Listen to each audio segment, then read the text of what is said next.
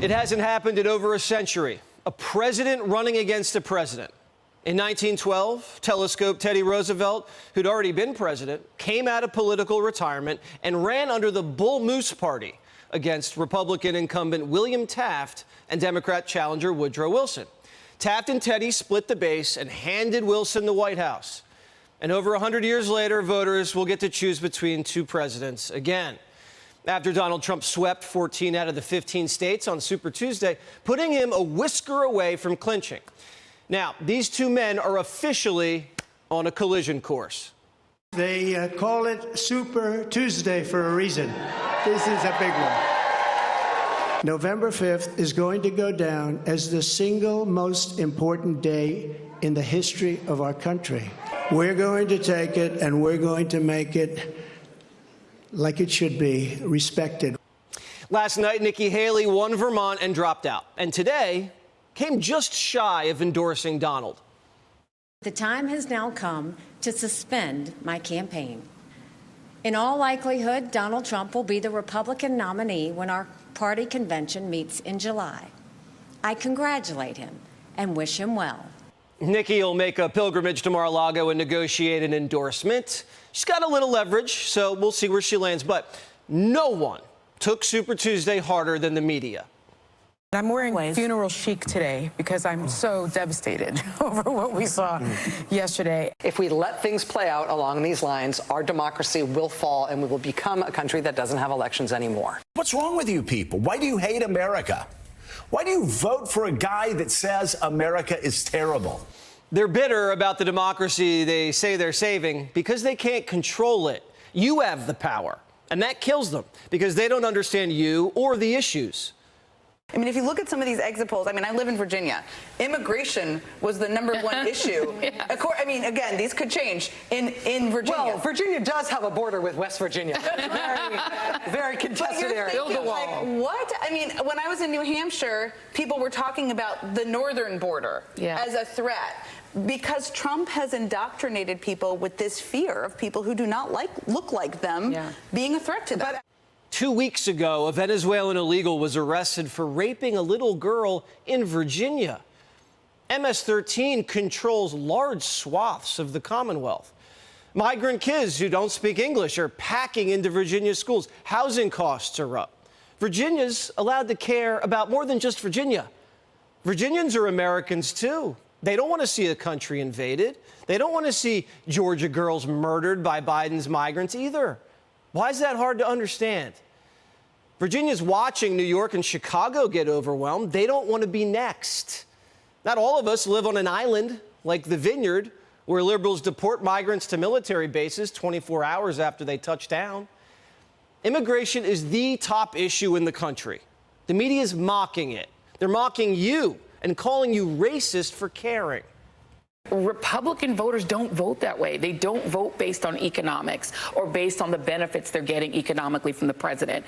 They're increasingly, from the Tea Party on, they're voting on race. They're voting on this idea of an invasion of brown people over the border. The idea that they can't get whatever job they want. A black person got it, therefore drive all the blacks out of the colleges, get rid of DEI. That is what they're voting on. They're just voting specifically on racial animus.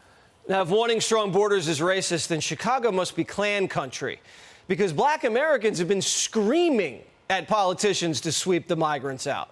Joy doesn't know that? Eric Adams, the New York mayor who appears to be black, says migrants are destroying the city. That's not racism, that's reality.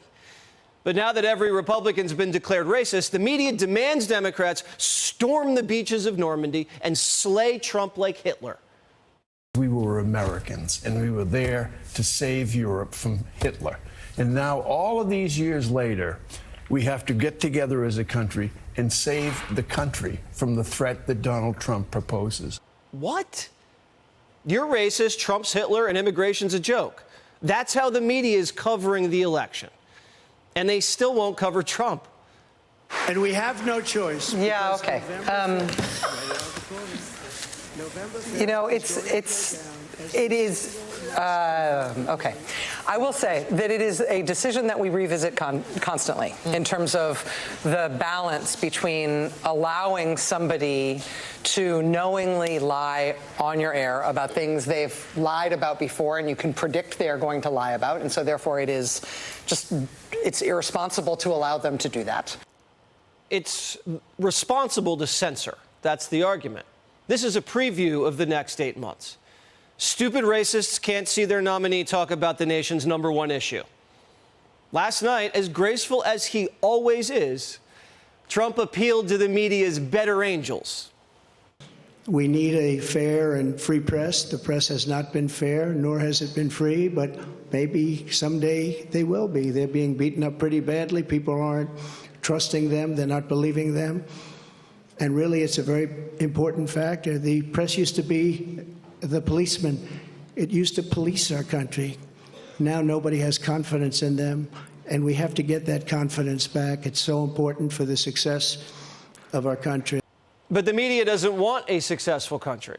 They want themselves to be successful, but they don't care if the country goes down the drain because of it. The media chooses the politicians for you.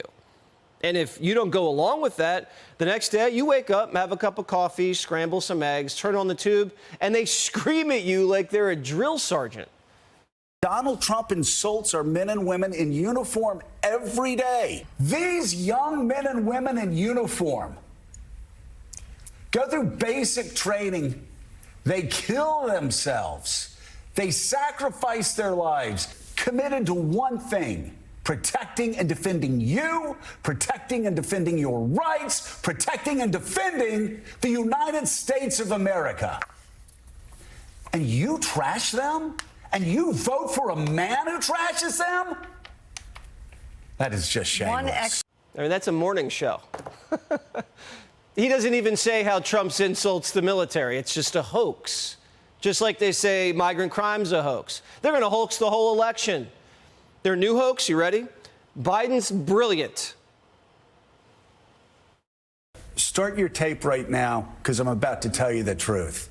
And F you if you can't handle the truth. This version of Biden, intellectually, analytically, is the best Biden ever. Not really sure this is the best Biden will ever be is a good pitch. This version of Biden is Biden at his best. Biden needs note cards to say good morning. It doesn't get any better than that. Binder was asked about it earlier. Watch. Why does the president rely so heavily on note cards? You're upset because the president has note cards? You're asking me a question about the president having note cards? I'm asking why the president who has had probably one of the most successful first 3 years of an administration than any modern day president. He's done more in the first 3 years than most presidents who had 2 terms. You're asking me about note cards? All right, Socrates with note cards. FDR without the wheelchair. His garage is Fort Knox. His son's Einstein. Indistinguishable from David Hasselhoff on the beach. A midnight owl, a workaholic that no one can keep up with. How can it be that no one else feels this?